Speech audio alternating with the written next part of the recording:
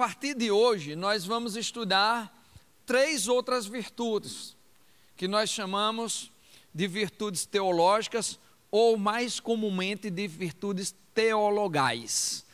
Essas vocês já sabem de cor: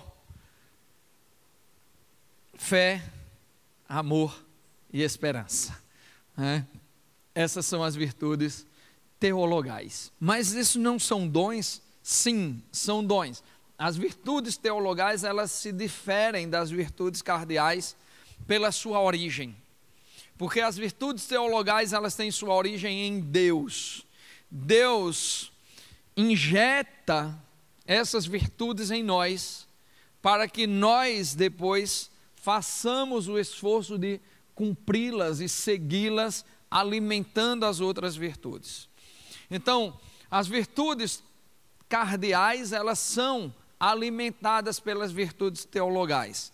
As virtudes cardeais, esse nosso esforço para chegar a Deus, ele só é possível quando nós recebemos de Deus a fé, a esperança e o amor, que mudam o nosso sentimento. As virtudes teologais, elas dão uma nova disposição para a nossa alma. Elas dão um novo caminho para a nossa alma, uma nova vontade. Ela interfere no nosso intelecto, ela interfere nos nossos desejos, ela interfere na forma como nós olhamos o mundo. As virtudes teologais, portanto, são um dom maravilhoso de Deus para que nós prossigamos no caminho, fazendo aquilo que Deus deseja que nós façamos. Essas virtudes são a graça santificante de Deus, a graça que é posta em Deus, em nós por Deus, que nos torna capazes de viver uma verdadeira relação com a Trindade, com o Pai, o Filho e o Espírito Santo, e que fundamentam e animam a nossa vida moral diante de Deus. Por isso que essas virtudes interferem em quem nós somos. Essas são as virtudes que nos capacitam a amar o que Deus ama e a rejeitar o que Deus rejeita. O São Tomás de Aquino, na sua Suma Teológica, ele escreveu o chamado Tratado da Amizade. E ele diz que 2 pessoas são verdadeiramente amigas quando elas amam as mesmas coisas e quando elas rejeitam as mesmas coisas. E a amizade com Deus, se nós queremos ser amigos de Deus, nós amamos as mesmas coisas que Deus ama e rejeitamos as mesmas coisas que Deus rejeita. Mas isso nem sempre é fácil. Isso nem sempre é muito fácil. C.S. Lewis, nas Crônicas de Nárnia, colocou isso numa cena linda. No livro O Peregrino da Alvorada, que inclusive foi filmado pela Disney, no momento em que um personagem chamado Eustáquio, ele se transforma num dragão por causa da sua desobediência, por causa do seu egoísmo, por tudo aquilo, por causa de sua ambição, ele acaba sendo transformado num dragão. E aí ele começa a ser tratado por Deus, como aquela manifestação sombria do pecado. E há um momento aqui, eu vou dar o spoiler, tá? Para quem não leu e quem não leu o livro, quem não assistiu o filme, mas vale a pena assistir e ler, apesar do spoiler que eu vou dar. É uma cena linda, que é quando Eustáquio vai ser curado por Deus, por Aslan, que é o leão que representa Jesus Cristo na fantasia de C.S. Lewis. E ali Aslan se apresenta diante dele e as escamas do dragão começam a ser retiradas e ele sente uma dor profunda, de uma espada que lhe penetra o coração, e as escamas do pecado vão caindo e ele vai sentindo a alegria de estar na presença de Cristo e ao mesmo tempo toda a dor de ser um pecador na frente de Cristo.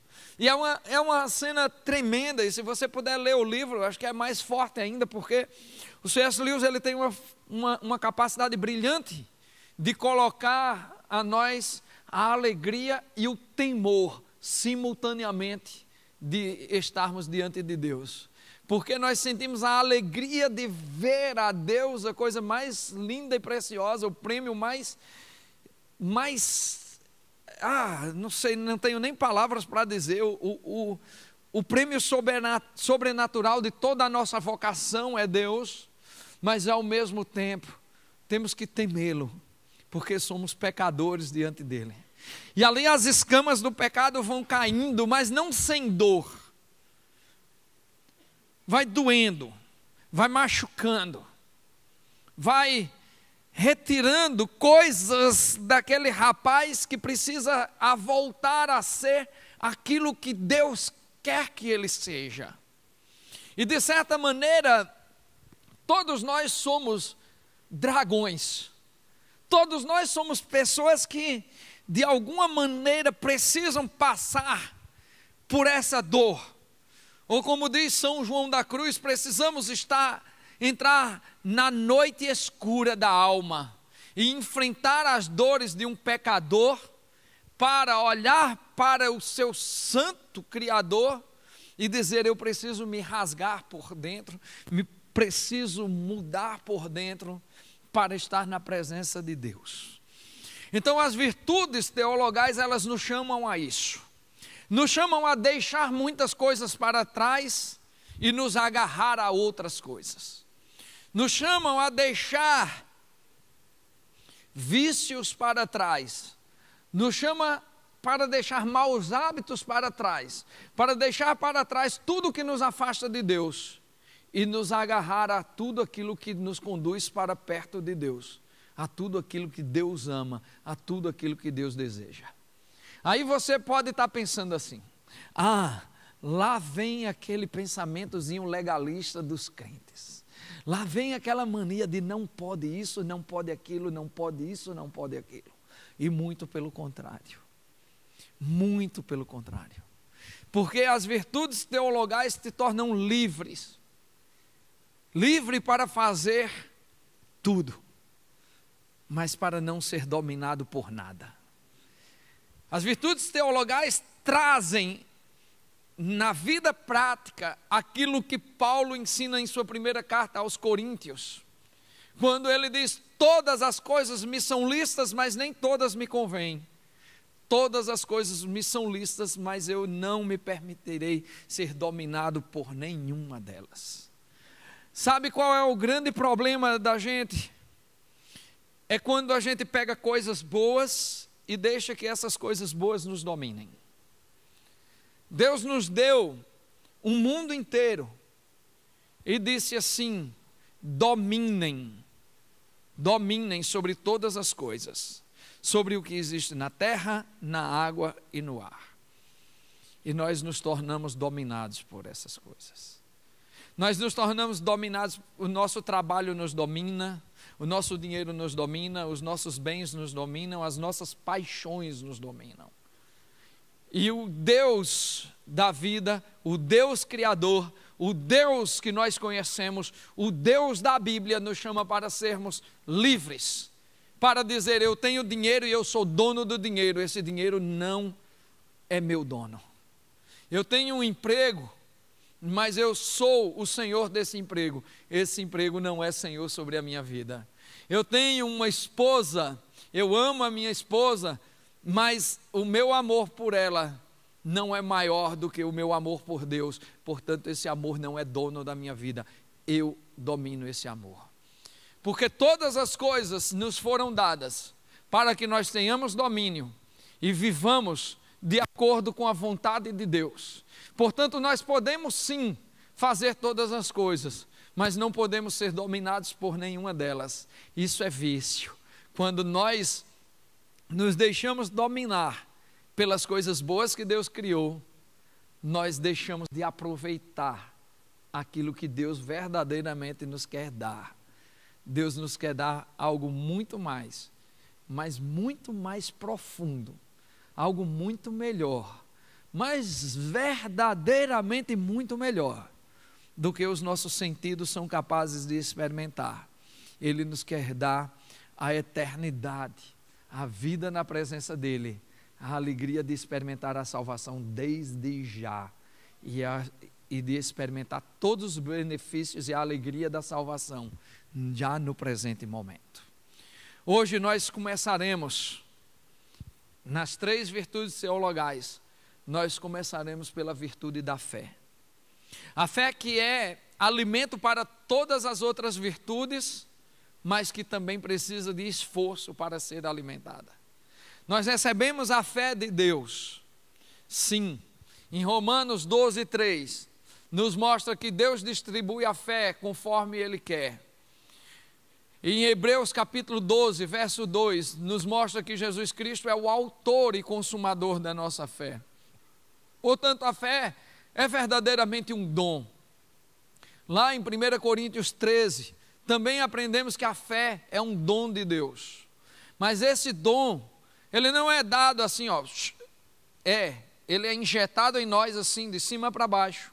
Mas quando nós recebemos esse dom, nós precisamos exercitá-lo.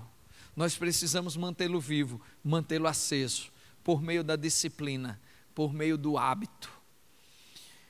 No vocábulo, nos ensinos latinos, no vocábulo latino sobre virtudes e vícios, tem uma palavra que antecede isso. Ele diz que nós temos hábitos. Hábitos são comportamentos, atitudes que se repetem e que se tornam parte de nossas vidas. Quando esses hábitos são bons, nós chamamos de virtudes. Quando esses hábitos nos levam para Deus, nós chamamos de virtudes. Quando os resultados naturais desses hábitos são positivos, nós chamamos de virtudes. Mas quando esses hábitos são maus, quando esses hábitos nos afastam de Deus, quando o resultado natural desses hábitos nos levam ao mal, nós chamamos de vícios. E essa série tem a ver com isso, com nos libertar dos vícios através de uma mudança de hábitos, mudança de comportamentos, mudança de atitudes. E a fé é o alimento essencial para construirmos novos hábitos. E esses novos hábitos têm também a função de renovar a nossa fé, para que possamos experimentar qual seja a boa, perfeita e agradável vontade de Deus em todas as áreas de nossas vidas. É necessário lembrar que a fé como dom de Deus é o elemento da salvação. Nós somos salvos por meio da fé. Nós somos salvos porque Deus assim o faz. Nós não somos salvos pelos nossos méritos, pelas nossas ações, pelas nossas atitudes. E isso é bem simples de entender. É porque o mal que você faz, ele não pode ser apagado com o bem. Não dá para você chegar para Deus e dizer assim: Deus, coloca uma balança aí, Senhor. Uma balança de 2 pratos. No prato aqui da minha direita, tu colocas as coisas boas que eu fiz. E no prato da esquerda dessa balança, tu coloca as coisas ruins que eu fiz. Aí, Senhor, tu vai ver que as coisas boas que eu fiz pesam mais. Então eu tenho o direito de entrar nos céus. Não é assim que funciona. Não é assim que funciona por 2 razões. Primeiro, porque isso é uma doce ilusão. A ilusão de que nós fazemos mais bem do que mal. Porque o mal procede de dentro de todo o coração pecador. O mal procede dos nossos pensamentos, dos nossos desejos, mesmo daqueles que não são realizados. Ali está nosso pecado. Então, se nós puséssemos essa balança, com certeza, os nossos maus hábitos, os nossos erros, os nossos pecados pesariam muito mais do que os nossos atos de bondade. Mas não é assim que funciona. Não é assim que funciona. Sabe por que não é assim que funciona? Porque você imagine se eu chegasse num tribunal acusado de dar uma surra na minha esposa. E eu olhasse para o juiz e dissesse: seu juiz, eu de fato dei uma surra na minha esposa. E foi uma surra grande, que Deus me livre na minha vida. Mas, na mesma hora eu fiz um carinho no meu filho, senhor juiz. Então uma coisa cobriu a outra. Se esse juiz for realmente sábio, ele vai dizer: uma coisa não tem absolutamente nada a ver com a outra. Seu juiz, eu roubei dos ricos para dar aos pobres. Não, é pecado do mesmo jeito. Você não tem direito de roubar de ninguém.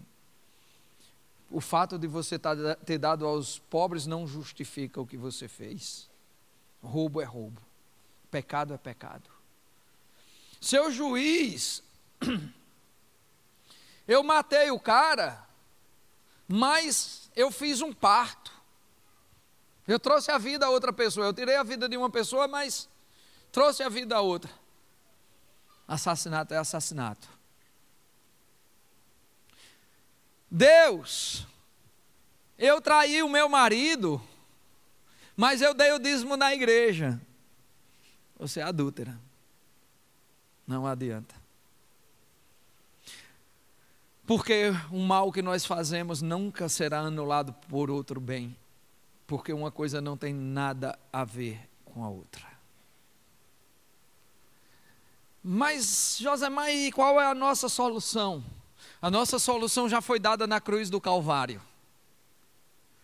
Na cruz do Calvário, Jesus fez algo muito forte. Ele pegou todas as nossas culpas e assumiu. E disse: eu vou pagar a pena no lugar de todos os pecadores. Eu vou assumir a culpa de todos os adúlteros, de todos os bêbados. Eu vou assumir a culpa de todos os ladrões, de todos os assassinos. Eu vou assumir a culpa de todos os mentirosos. Eu vou assumir a culpa de todos os fraudadores. Eu vou assumir a culpa de todos os pervertidos. Eu vou assumir essas culpas no tribunal de Deus. E ao pecador, ao injusto, que crer no meu nome, eu chamarei de justo, e ele terá morada eterna no reino do meu Pai. Essa é a solução.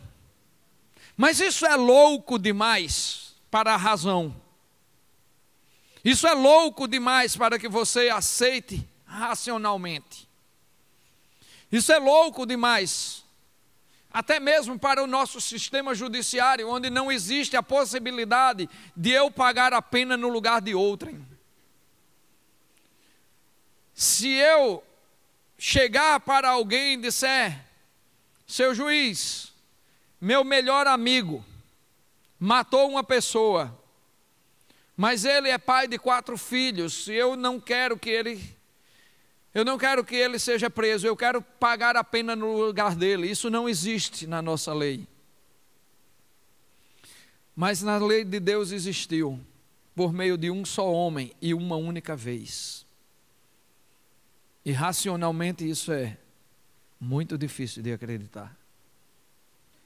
Por isso Deus nos deu a fé, para que possamos acreditar naquilo que não nos parece sensato ou racional. Para que possamos acreditar naquilo que na lei dos homens não cabe, mas na justiça de Deus foi feito e tem efeito até hoje. É difícil, eu sei, olhar e dizer que alguém que morreu há 2000 anos atrás fez algo por mim. É difícil acreditar que um homem que foi crucificado num lugar distante, falando uma língua que eu não conheço, numa época absurdamente diferente da nossa, numa cultura tão diferente da nossa, com leis tão diferentes da nossa, que a morte desse homem possa ter efeito sobre a minha vida hoje. Mas por meio da fé, nós podemos entender que sim, essa é a mais pura, a mais linda, a mais profunda realidade de toda a existência humana. Que Jesus Cristo morreu por nós e a sua morte tem efeito nas nossas vidas hoje e terá por toda a eternidade. Por isso está escrito que todo aquele que nele crê não perecerá, mas terá a vida eterna. Essa é a razão da nossa fé. Esse é o prêmio da soberana vocação, do chamado de Deus. Essa é a beleza da fé que Deus injetou em nossos corações. E é essa fé que nós precisamos desenvolver para que ela cresça, para que ela se desenvolva, para que nós nos aproximemos cada vez mais de um Deus que foi capaz de assumir o nosso lugar na cruz, de enfrentar a morte no nosso lugar, de sangrar, de chorar, de sofrer no lugar de pessoas que não mereciam. A fé nos dá a consciência plena de quem somos, nos dá a consciência plena de quem Deus é, nos dá a consciência plena dos nossos limites e nos dá a consciência plena da extensão do poder e da obra de Deus sobre as nossas vidas. Essa é a virtude que nós vamos estudar hoje.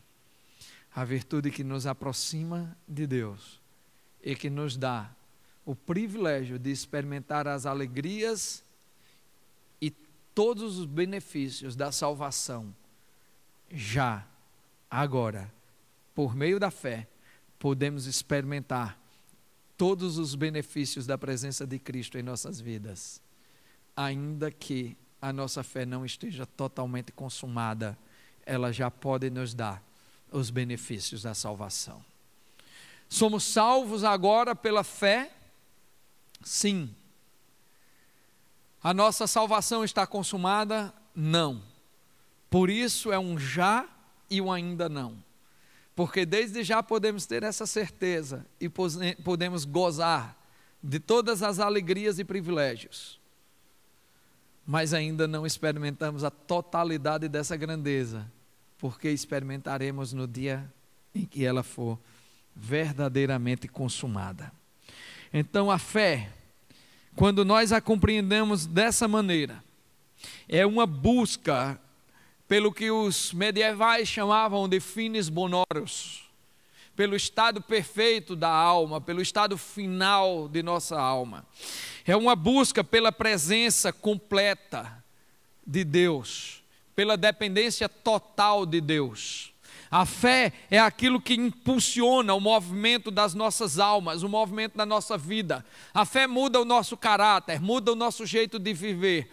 A fé nos transforma, nos modifica, muda os nossos valores. A fé muda quem somos, a fé afeta a nossa identidade. A verdadeira fé nos aproxima de Deus e de tudo aquilo que Ele ama. A verdadeira fé nos aproxima da realidade magnífica que é a salvação em Cristo Jesus, por meio da fé e somente da fé, onde nós poderemos glorificar ao Senhor desde já e experimentá-lo agora, nesse presente momento. Porque todas as virtudes sem a fé serão parecidas com aquilo que Paulo nos ensina a respeito do amor. Serão como sinos que se dobram, como metais que se batem, mas não terão sentido. As pessoas podem ser temperantes, sem fé, mas a verdadeira temperança só tem aquele que experimenta a paz de Deus que excede a todo entendimento. As pessoas podem ser justas sem fé, mas a verdadeira justiça provém do trono de Deus. E só experimentamos essa justiça quando experimentamos a presença de Deus. Homens podem ser corajosos, homens e mulheres podem ser fortes e corajosos, mas eles só serão fortes, verdadeiramente fortes, quando ouvirem o chamado de Deus para a sua missão. Homens e mulheres podem ser prudentes, mas só serão verdadeiramente prudentes quando tiverem a sabedoria de Deus e, seguindo-a, souberem viver de acordo com a vontade do nosso Pai Celestial. A fé tem efeito sobre todas as nossas ações, sobre a nossa identidade, sobre as nossas atitudes, sobre quem somos, quem seremos e sobre quem deixaremos de ser. Portanto, convido vocês a embarcar no desafio de conhecer a fé, de aplicar a fé em suas vidas e se entregar verdadeiramente ao Senhor em quem você diz crer. Abra sua Bíblia em Hebreus capítulo 11, por favor. o autor dessa carta nos coloca nesse capítulo uma mensagem muito rica e muito especial. Ele inicia nos trazendo um conceito simplificado da fé. E depois esse conceito vai sendo desenvolvido a partir dos exemplos de fé que ele nos coloca e das pequenas intervenções entre os exemplos que ele vai nos dando. E ali ele vai dando exemplo e sentido a toda a existência de uma vida pela fé. E é isso que nós vamos ler agora. Hebreus capítulo 11, a partir do verso 1. Diz assim: Ora, a fé é a certeza daquilo que esperamos e a prova das coisas que não vemos. Pois foi por meio dela que os antigos receberam bom testemunho. Pela fé, entendemos que o universo foi formado pela palavra de Deus, de modo que aquilo que se vê não foi feito do que é visível. Pela fé, Abel ofereceu a Deus um sacrifício superior ao de Caim. Pela fé, ele foi reconhecido como justo, quando Deus aprovou as suas ofertas. Embora esteja morto, por meio da fé ainda fala. Pela fé, Enoque foi arrebatado, de modo que não experimentou a morte, e já não foi encontrado, porque Deus o havia arrebatado. Pois antes de ser arrebatado, recebeu testemunho de que tinha agradado a Deus. Sem fé é impossível agradar a Deus, pois quem dele se aproxima precisa crer que ele existe e que recompensa aqueles que o buscam. Pela fé, Noé, quando avisado a respeito de coisas que ainda não se viam, movido por santo temor, construiu uma arca para salvar sua família. Por meio da fé, ele condenou o mundo e tornou-se herdeiro da justiça que é segundo a fé. Pela fé, Abraão, quando chamado, obedeceu e dirigiu-se a um lugar que mais tarde receberia como herança, embora não soubesse para onde estava indo. Pela fé, peregrinou na terra prometida como se estivesse em terra estranha. Viveu em tendas, bem como Isaque e Jacó, co-herdeiros da mesma promessa. Pois ele esperava a cidade que tem alicerces, cujo arquiteto e edificador é Deus. Pela fé, Abraão e também a própria Sara, apesar de estéril e avançada em idade, recebeu poder para gerar um filho, porque considerou fiel aquele que lhe havia feito a promessa. Assim, daquele homem, já sem vitalidade, originaram-se descendentes tão numerosos como as estrelas do céu e tão incontáveis como a areia da praia do mar. Todos estes viveram pela fé e morreram sem receber o que tinha sido prometido. Viram-no de longe e de longe o saudaram, reconhecendo que eram estrangeiros e peregrinos na terra. Os que assim falam mostram que estão buscando uma pátria. Se estivessem pensando naquela de onde saíram, teriam oportunidade de voltar. Em vez disso, esperavam eles uma pátria melhor, isto é, a pátria celestial. Por essa razão, presta bem atenção nesse último versículo aqui. Por essa razão, Deus não se envergonha de ser chamado o Deus dele. Ele lhes preparou uma cidade. Vamos orar? Ah, Santo Deus, obrigado pela tua palavra e por todos os ensinos que nos deixaste por meio dela. Que nesta noite, Senhor, o teu Santo Espírito tome posse dos nossos entendimentos, das nossas emoções, de tudo que somos. Que o teu Santo Espírito possa falar aos nossos corações, de maneira que possa mudar aquilo que precisa ser mudado dentro de nós. De maneira que possamos ser transformados, regenerados. De maneira, ó Deus Todo-Poderoso, que possamos estar mais perto de Ti, mais cheios do Teu Espírito. e nos tornar cada vez mais parecidos com o teu Filho Jesus Cristo. É assim que te oramos em nome de Jesus. Amém.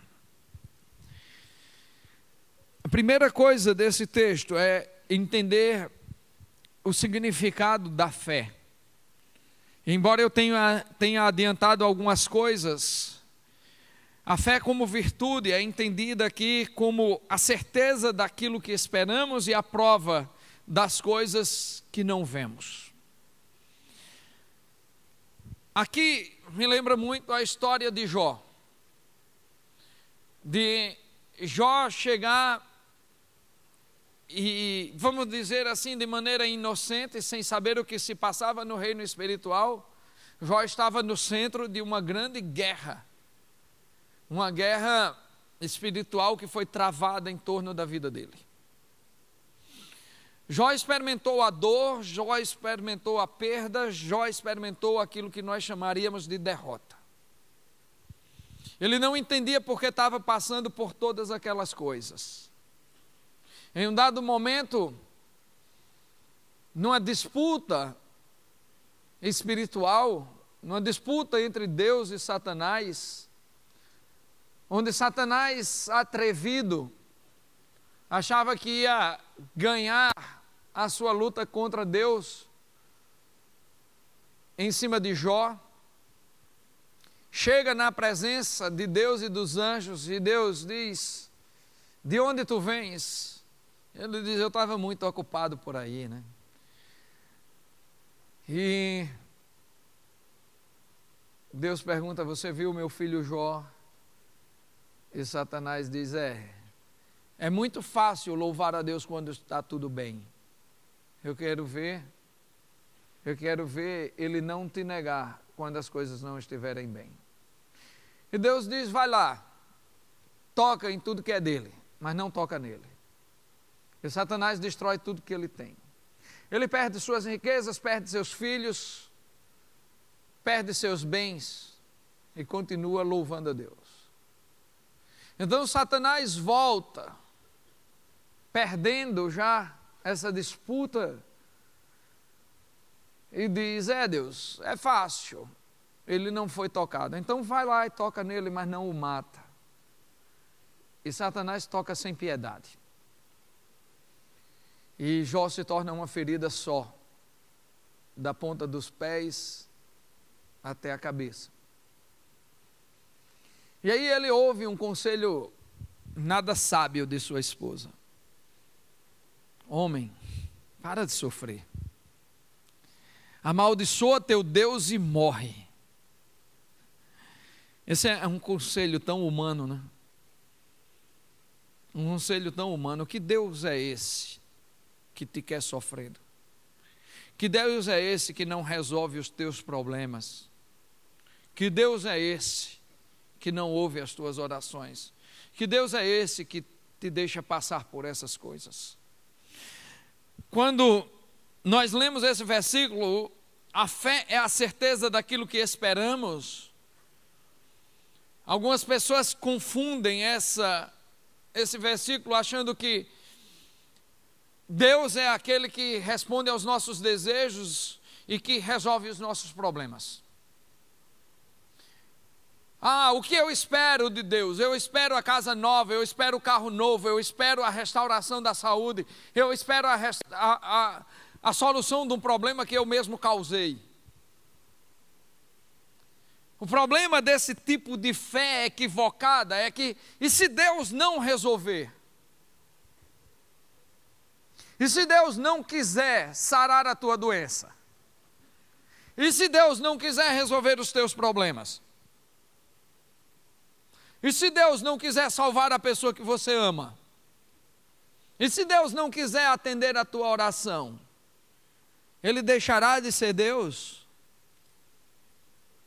Ele deixará de ser o Senhor da tua vida? Ele deixará de fazer sentido para você? Essa talvez seja a grande indagação que precisamos fazer diante desse texto. Quando Jó sofria e gemia, quando Jó era praticamente uma úlcera ambulante, Ele ouve a mulher perder a fé. Ele ouve a sua esposa perder a fé e blasfemar contra Deus. Jó amaldiçoa teu Deus e morre. Ele não resolveu teus problemas. Ele te deixou onde você está. E Jó responde: mulher, tu falas como uma louca. Deus deu, Deus tomou, e louvado seja o nome do Senhor. A fé de Jó o fez lidar com todas as tragédias de sua vida e continuar crendo.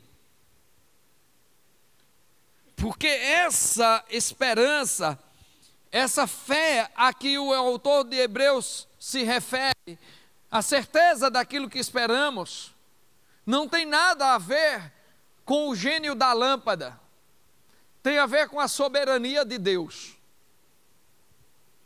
E a fé de Jó era uma compreensão realista de um Deus soberano.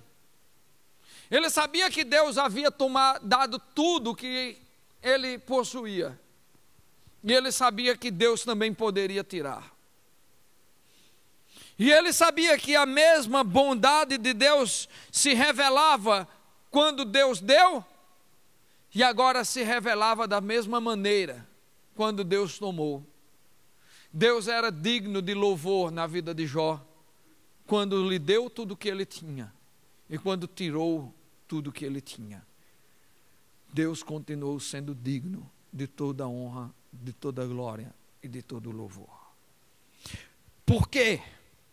Porque o que Jó esperava de Deus não era a riqueza. Porque o sentido da vida de Jó não eram bodes e camelos, não eram filhos e propriedades. O sentido da vida de Jó era uma esperança celestial, a certeza de que ele viveria para sempre na glória do Pai.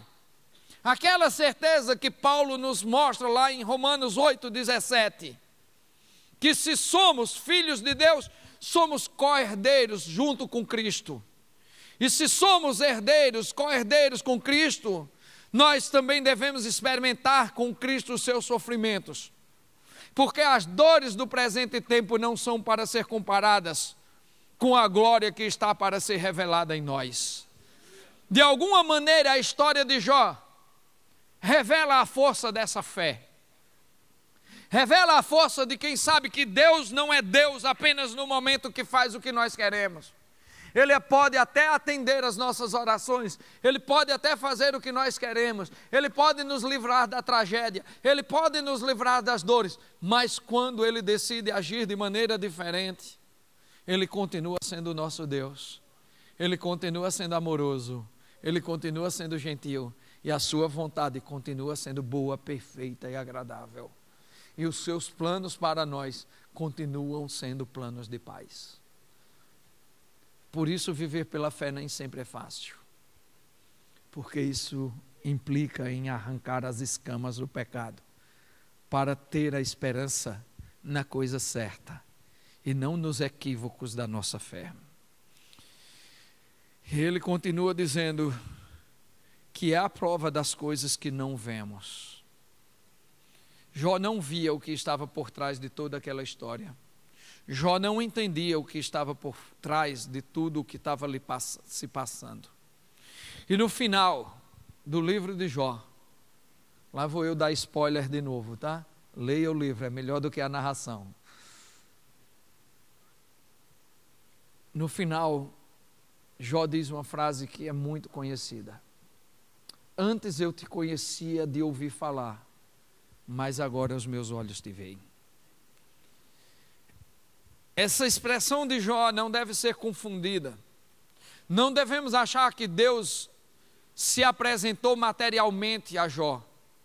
Não podemos imaginar que Deus se apresentou visivelmente a Jó, de maneira que Jó pudesse olhá-lo face a face. O que Jó estava querendo dizer, o que Jó estava mostrando é que a sua fé antes era pequena e alicerçada apenas naquilo que ele ouvia falar. Mas agora, pela fé, pela experiência que ele passou, por ouvir e por discutir com Deus, agora, pelos olhos da fé, Jó via aquilo que era invisível, via a presença de Deus em sua vida. Não porque Deus lhe deu coisas de volta, como alguns gostam de dizer, Deus restituiu a Jó o que era dele. Não, Deus não restituiu nada. Deus bondosa e graciosamente deu a Jó tudo aquilo que ele não precisava, porque aquilo que ele verdadeiramente precisava, Jó já tinha: a fé que o levaria para toda a eternidade. Outra história semelhante é a daqueles 4 homens que trazem um paralítico até Jesus, e chegam na frente da casa, e veem que não é possível entrar porque havia uma grande multidão buscando a Jesus. E eles de alguma maneira sobem até o telhado, abrem um buraco no telhado e descem aquele paralítico por meio de cordas e entregam diante de Jesus. E Jesus olha para aquele homem e diz: meu filho, os teus pecados estão perdoados. A expectativa dele, daquele paralítico, a expectativa daqueles 4 homens que o colocaram por cima do telhado, a expectativa, talvez do público que estivesse ali, era ver aquele homem andando novamente. Mas Jesus deu a ele, primeiro do que tudo, aquilo que não podia ser visto: o perdão dos pecados. E a única coisa que ele verdadeiramente precisava.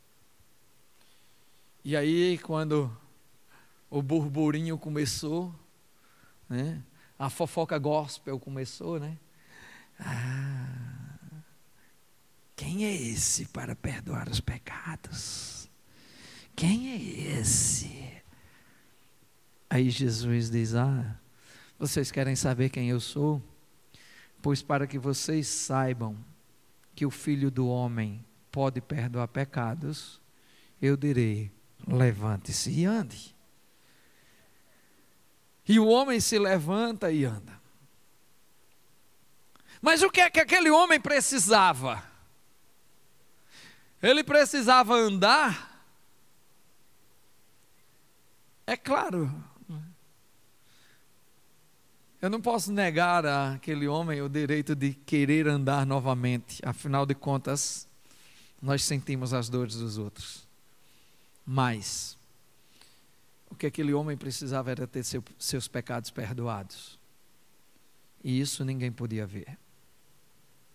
E pela fé, nós entendemos que Jesus pode perdoar os nossos pecados.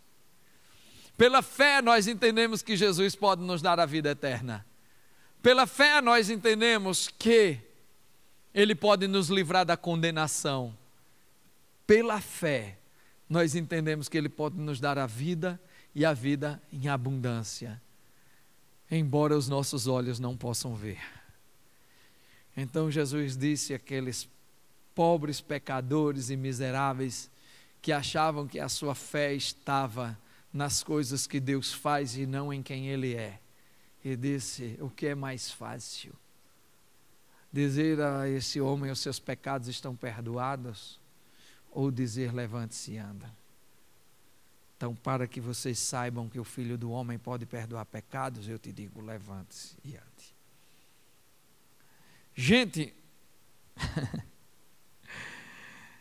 para Jesus era muito mais fácil dizer ao homem: levante-se e ande, do que perdoar as ofensas.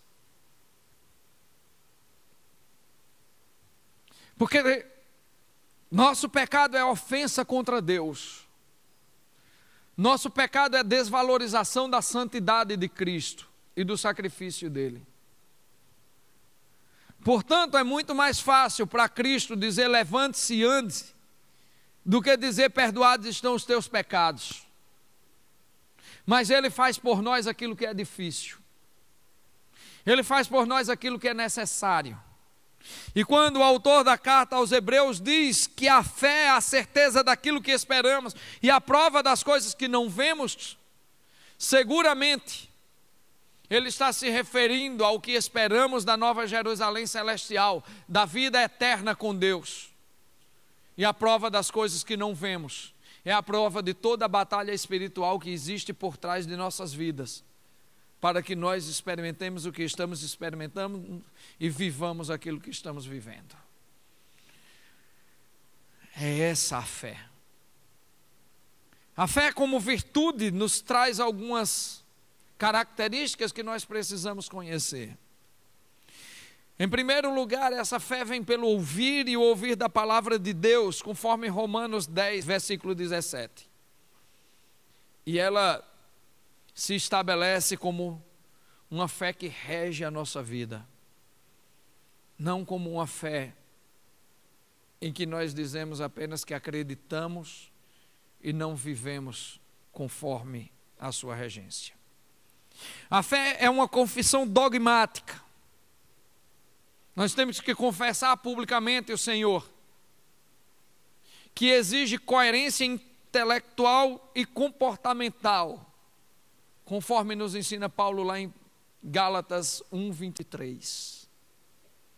E o que é que eu quero dizer com isso?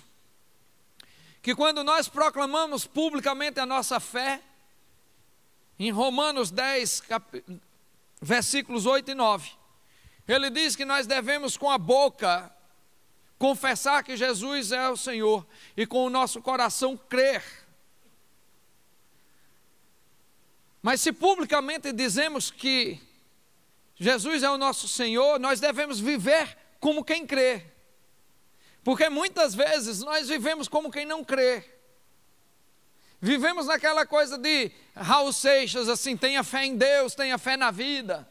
Como se Deus e a vida fossem a mesma coisa. Como se Deus e a vida tivessem o mesmo significado. Eu vejo pessoas proclamando a fé em Jesus e vivendo como se Ele não existisse. Como se Ele não tivesse exigências morais. Como se Ele não tivesse exigências comportamentais para nós. Há um tempo atrás, eu fui passando ali no Bessa Shopping. E aí tinha dois homens sentados lá. E aí gritaram, Pastor Josemar. Me reconheceram, porque eu havia pregado num cursilho. E aí, quando eu chego perto deles, aí a mesa assim não tinha mais onde colocar a garrafa de cerveja. Aí um deles se levanta, vem assim. O Senhor é uma bênção. O Senhor é uma bênção. Aquela palavra no conselho transformou a minha vida. E eu olho para ele e digo, transformou em quê, meu filho? Transformou em quê? E aí o outro se levanta, se abraça com ele e fica os dois, um se sustentando no outro aqui, né? Rapaz, esses caras começaram a pregar para mim. Não, começaram a falar o plano de salvação para mim. E eu ouvi durante algum tempo, mas aquilo foi me dando aquela impaciência, né? Aí eu disse, Senhor, o que é que eu digo a esses caras aqui nessa situação? Né? Porque tudo que eu podia ter dito eu já disse. Mas eu vou dizer uma coisa a vocês, amigos. Eu vou dizer uma coisa bem rapidinho a vocês. Se vocês me permitem dar um conselho a vocês, um último conselho. É claro, pastor, o Senhor é uma bênção na vida da gente. Então, beleza. Quando vocês estiverem assim, se confraternizando, falem de futebol. E fui embora. Eles ficaram assim como vocês, sem entender porque eu disse isso. O versículo 2 desse texto explica. Pois foi por meio dela que os antigos receberam um bom testemunho. Quando você proclama publicamente a sua fé e age como esses dois homens, você envergonha o nome do Senhor. E você não adquire o bom testemunho. Você faz aquilo que lá no sertão a gente diz, você atira pedra na cruz. Mas você faz aquilo que diz em Gálatas capítulo 5, verso 6. Você zomba de Deus. O homem que diz que crê em Deus e trai a sua esposa, zomba do sacrifício de Jesus na cruz. A mulher que diz que crê em Deus e trai o seu marido, ela zomba da cruz de Jesus Cristo no Calvário. O homem que engana seus clientes, o patrão que humilha seus empregados, o empregado que frauda a sua empresa, o político corrupto, o mentiroso, o pervertido, todos esses zombam da cruz do Senhor e não adquirem testemunho. Eu conheço um homem que não fala com sua filha dentro de casa e diz: eis aqui os meus joelhos marcados de tanta oração. Que oração é essa? Que testemunho é esse que tua filha chora porque você não a respeita? Que vida com Deus é essa? Porque a palavra de Deus nos diz que é impossível amar a Deus a quem você não vê, se você não ama a quem você vê. Que mentira é essa? Pessoas que chegam e dizem: olha, quando eu imponho as mãos, as pessoas são curadas. Mentira! Mentira!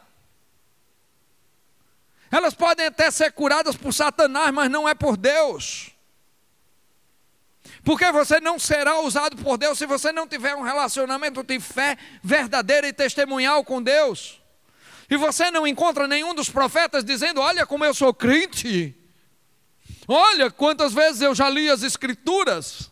Quantas vezes eu me deparei com pessoas que chegaram para mim com casamento destruído.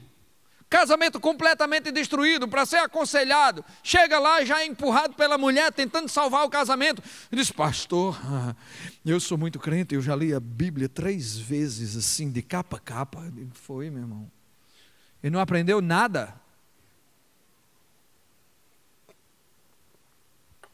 Pastor, eu oro muito por essa igreja. Pois ore pela sua família. Pastor, eu sou um homem de Deus. Eu nunca vi Jeremias, nunca vi Isaías, nunca vi Joel, Abacuque. E se eu estou errado, vocês que me corrijam aí. Mas eu nunca vi nenhum desses dizendo: eu sou um homem de Deus porque eu oro e conheço as escrituras. Eu vi esses homens se entregarem. Eu vi esses homens se devotarem a Deus Todo-Poderoso. E a palavra diz que esses homens conquistaram o testemunho por meio da fé. Por meio de uma vida testemunhal, por uma vida que os outros reconheciam. Eliseu era um homem de Deus, e ele era reconhecido por todos. Num determinado episódio da vida, ele passa distante num cavalo, e a mulher diz: ali vai o homem de Deus. Ele não precisou dizer: ei, eu sou o homem de Deus. Ele não precisou colocar uma bandeira no cavalo dele e dizer: ei, olha aqui um homem de Deus. Não, ele precisou apenas viver e testemunhar da sua fé. E foi assim que ele obteve o testemunho. Pela fé, entendemos que o universo foi formado pela palavra de Deus, de modo que aquilo que se vê não foi feito do que é visível. O versículo 3. E aqui nós vemos a soberania de Deus sobre todas as coisas. E vemos aqui o autor da carta aos Hebreus testemunhando que Deus criou todo o universo com a sua palavra, e isso por si só exige de nós uma derrubada da nossa arrogância. Criamos alternativas para um mundo criado sem Deus. Criamos a ideia de uma explosão que gerou ordem absoluta em todas as coisas. Criamos a ideia de uma coincidência química que gerou vida, que evolui sem parar. E vamos dizer agora que somos frutos apenas dessa sopa de aminoácidos, que somos fruto de uma coincidência química. E a palavra diz não, Deus criou todo o universo por meio da sua palavra. E aqui Deus é apresentado como aquele que rege os astros. Deus é apresentado como aquele que criou cada estrela, que fez o sol brilhar, que fez a lua refletir. Deus coordena os cometas, Deus coordena as estrelas, Deus coordena os planetas, Deus coordena as luas, Deus coordena o universo. E Deus quer coordenar a tua vida. A soberania de Deus é explanada nesse lindo versículo. Pela fé entendemos que o universo foi formado pela palavra de Deus. E esse mesmo autor da carta aos Hebreus diz lá no capítulo 1 dessa mesma carta que Jesus Cristo é o autor de tudo isso e que Ele estava na criação e que essa criação não foi feita sem Ele. E que Ele está governando toda essa criação. Eu lembro de uma frase linda de Spurgeon, que diz que quando Jesus era ainda um bebê, embalado nos braços de Maria, todo o universo estava em suas mãos. E que coisa linda é saber que em nenhum momento Jesus perdeu o controle de nada. Em nenhum momento Jesus perdeu o controle de sua criação. Mesmo no meio do caos, mesmo diante do inexplicável, mesmo diante das dores, Jesus Cristo continua no controle de todas as coisas. Ele continua sendo Senhor. A fé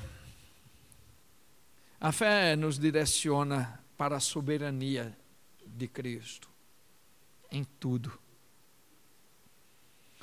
Desde as estrelas, planetas e astros do universo, ao crescimento das mais lindas plantas, ao tamanho das ondas do mar, Jesus Cristo está no domínio. A minha vida e a sua vida estão debaixo da soberania de Cristo. E não há nada que possamos fazer para mudar isso. Mas pela fé, nós podemos aproveitar os benefícios de estar vivendo debaixo da soberania do Deus vivo, do Deus que fez presente para que vivamos.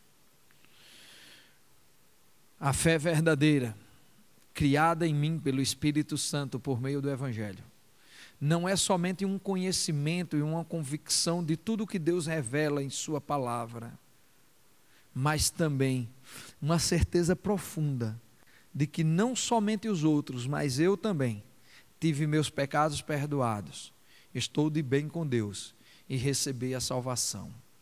Estes são os dons da graça absoluta, obtidos para nós por meio de Cristo Jesus. A minha fé não é apenas uma convicção de todas essas coisas.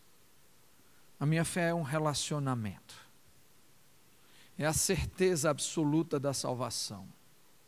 É a certeza de que Cristo operou uma obra que ninguém pode mudar. E nada pode se interpor entre mim e a cruz do Calvário. Porque aquela cruz tinha o meu nome, tinha o seu nome, tinha o nome de cada um de nós. A fé nos leva em direção ao Senhor todos os dias de nossas vidas, E ela precisa ser praticada nos mínimos detalhes. Ela precisa ser convertida nas nossas ações e na nossa forma de viver. A fé é a prova das coisas que não vemos, sim. A fé é o que entendemos, sim. Mas a fé é a graça salvadora de Jesus, tomando conta de nós, mudando profundamente as nossas convicções e nos fazendo andar numa direção que jamais imaginaríamos se Ele não estivesse presente em nossas vidas. A fé é profunda devoção a Deus. Pela fé, Abel ofereceu a Deus um sacrifício superior ao de Caim. Pela fé, ele foi reconhecido como justo, quando Deus o aprovou as suas ofertas. Embora esteja morto, por meio da fé, ainda fala. Pela fé, Enoque foi arrebatado, de modo que não experimentou a morte, e já não foi encontrado, porque Deus o havia arrebatado.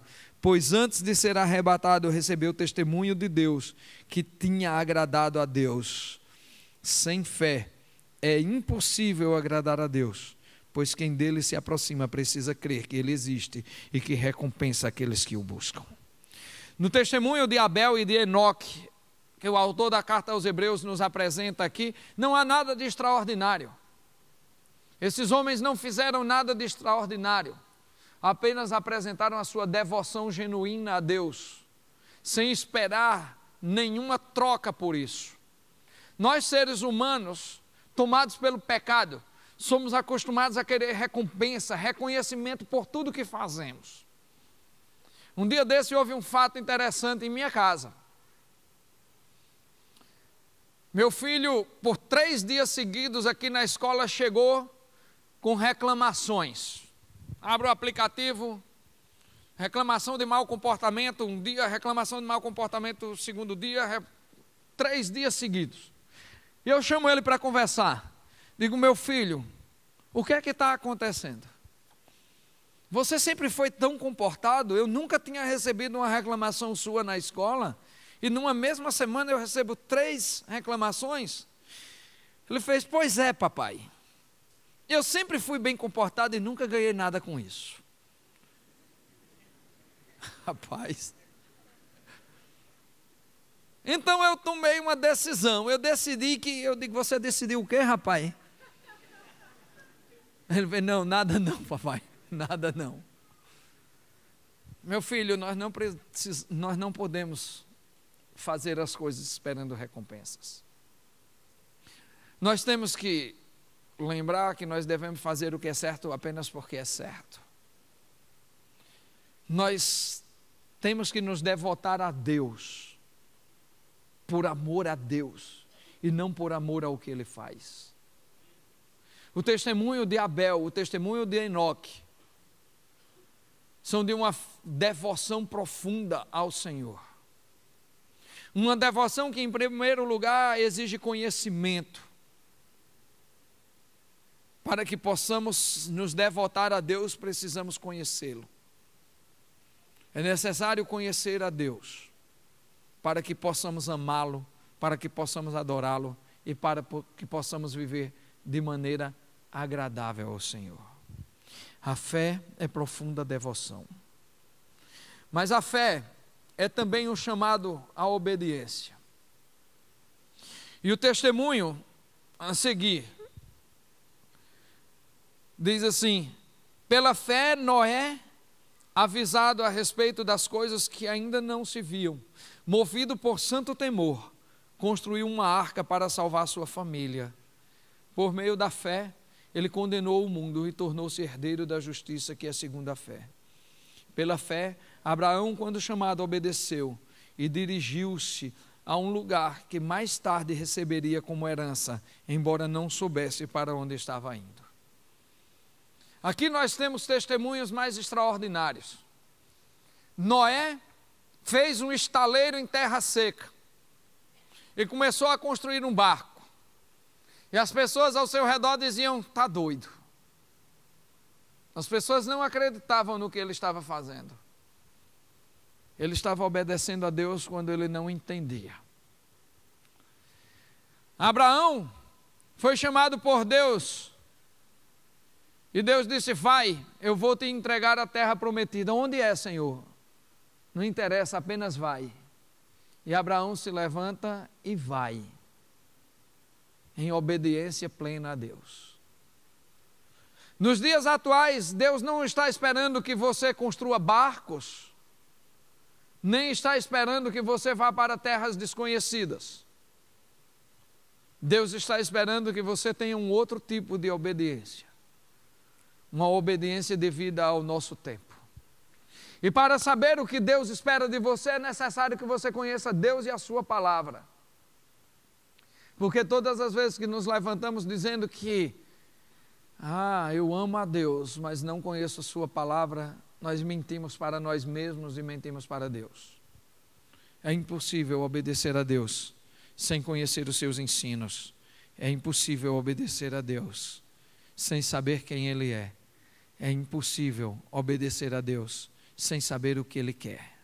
E é impossível saber o que Deus quer e quem Ele é e os seus ensinos sem conhecer a palavra de Deus. Não há outro caminho para conhecer a Deus senão a palavra. E não adianta dizer: mas pastor, eu não falto nenhum culto e todo domingo eu estou lá. Não é a mim, não é a pastor Sérgio, não é a nenhum desses pastores que você deve obediência, mas a palavra plena de Deus. E você só obedecerá na hora que essa palavra for conhecida por você. E finalmente, a fé é um chamado para a eternidade. A fé é um chamado para a nova criação. A fé foi mostrada por esses homens e mulheres de maneira linda. Mas está escrito no verso 13: todos estes viveram pela fé e morreram sem receber o que tinha sido prometido. Viram-no de longe e de longe o saudaram, reconhecendo que eram estrangeiros e peregrinos na terra. Os que assim falam mostram que estão buscando uma pátria. Se estivessem pensando naquela de onde saíram, teriam a oportunidade de voltar. Em vez disso, esperavam eles uma pátria melhor, isto é, a pátria celestial. Por essa razão, Deus não se envergonha de ser chamado o Deus deles, e lhes preparou uma cidade. Deus está nos chamando para experimentar uma nova cidade, a cidade celestial. E Deus não tem planos para a minha vida ou para a sua vida. Deus não faz coisas para nós. Deus faz coisas por meio de nós. Nós somos a parte de um plano grandioso. Abraão recebeu uma promessa de Deus. O nome dele era Abrão. E o nome dele foi mudado para Abraão, porque significa pai de uma grande nação. E estranhamente Deus deu a Abraão, que seria o pai de uma grande nação, uma esposa estéril. E eles envelheceram. E sua esposa continuava estéril. E ele não entendia. E fraquejou na sua fé. E Sara fraquejou na sua fé. E disse: deita com nossa escrava e faz um filho com ela, para ajudar Deus na promessa que é para você. O que Abraão não sabia é que a promessa não era para ele. A promessa tinha a ver com um projeto que ele veria apenas de longe e se alegraria apenas em saber que pela fé Deus o utilizaria para fazer aquilo que ele desejava. Abraão, depois de muitos anos, teve um filho com Sara. E nasce Isaac. E Isaac também recebe uma esposa estéril. Mas antes disso, Abraão foi chamado para sacrificar Isaac. E quando Abraão pensou que tudo estava resolvido, Senhor, tu me desse uma mulher estéril, mas agora tu fizesse um milagre, nasceu o meu filho. O menino cresce um pouco, e Deus diz, só, vai lá e sacrifica teu filho. É o que, Senhor? Sacrifica o teu filho, eu quero que você mate e queime seu filho numa fogueira. Mas Senhor, e aquela história de uma grande nação, eu só tenho esse filho. Vai lá, faz o que eu te disse. Eu creio que Abraão, sem entender absolutamente nada, pega na mão do pequeno Isaque e diz, vamos para onde, papai? Ah, meu Deus, dá vontade de chorar. Vamos para onde, papai? Nós vamos fazer um sacrifício a Deus. Mas papai, onde está o cordeiro? Deus proverá, meu filho, Deus proverá. E Abraão vai até o limite da sua fé. E quando chega na hora, ele amarra, ele prepara a fogueira, ele prepara todas as coisas. E não havia cordeiro. Mas quando ele levanta o cutelo, Deus diz, para Abraão, eu já vi onde tu és capaz de chegar. Tu és capaz de se entregar. Tu és capaz de fazer tudo por mim. E aparece o cordeiro. Isaque é salvo. Isaque cresce. Isaque se casa. E sua mulher também é estéril. Que jeito estranho que Deus tem de cumprir as suas promessas. E depois de muito tempo, Isaque finalmente recebe a alegria de ser pai. E nascem seus gêmeos. E eles quase se matam. E se afastaram um do outro. E Jacó é escolhido por Deus. Mas Jacó também ama uma mulher. Trabalha 7 anos por ela. É enganado. E depois a recebe. E quer ter filhos com ela. Mas ela também é estéril. Meu Deus. Que jeito estranho de cumprir promessas. 3 gerações, uma só promessa. 3 mulheres estéreis.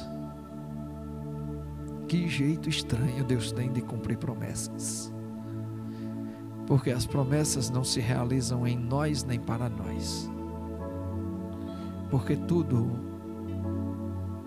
é por Cristo e para Cristo.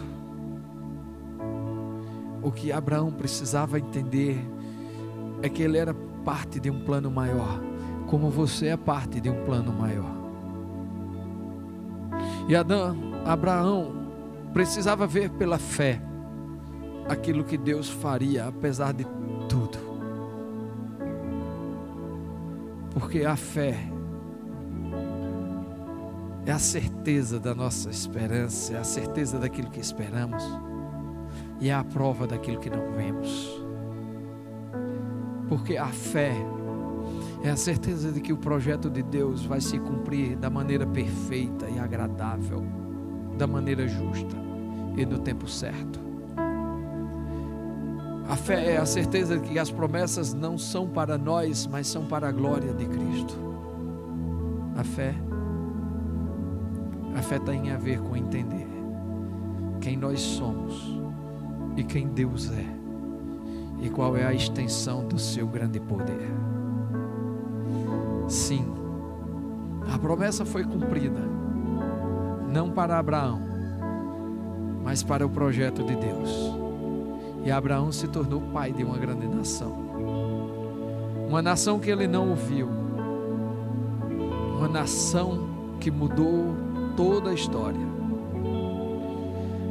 No momento em que Abraão fraquejou na sua fé, ele gerou um problema que até hoje nós estamos vivendo. Essa guerra que está acontecendo hoje em Israel é porque Abraão titubeou na sua fé e se deitou com uma escrava, e o filho da escrava não era o filho da promessa. Se você tem fé, e crer em Deus. Acredite que você é parte de um projeto.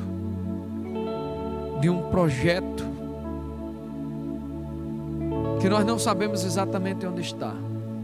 Se no meio, se no fim, mas um projeto que já começou. E cuja sua missão é glorificar a Deus em todas as coisas. Porque aquele que experimenta o caminho de Deus não quer olhar para trás. E você não é chamado para olhar para trás, nem para as tuas dores, nem para os teus erros. Você não é chamado para voltar para o lugar de onde você veio.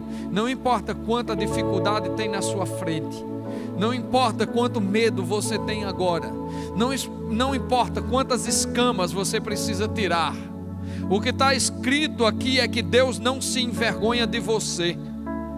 O que está escrito aqui no verso 16 é que por essa razão, por causa da fé, Deus não se envergonhou de nenhum daqueles. E Deus não se envergonhou de ser chamado Deus de Abraão. Deus não se envergonhou de ser chamado Deus de Jacó.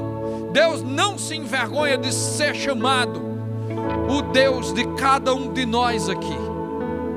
Deus não se envergonha de você. Houve momentos em que você feriu o coração de Deus. Houve momentos em que você rejeitou a cruz do Senhor.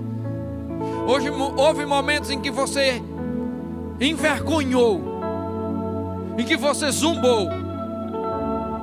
Houve momentos em que publicamente você negou. Houve momentos em que na sua intimidade você vilipendiou o nome do Senhor. Houve momentos em que Deus se entristeceu com você, mas Ele nunca se envergonhou de ter você como filho. Nunca se envergonhou de ter você como filha. Ele não se envergonha do teu passado. Ele não é daqueles que olha para trás, para o teu passado e diz: eu tenho vergonha de ter Josemar perto de mim. Eu tenho vergonha de ter esse cabra safado perto de mim. Eu não quero andar com ele. Pelo contrário, Ele olhou para o meu passado e viu tudo que não prestava.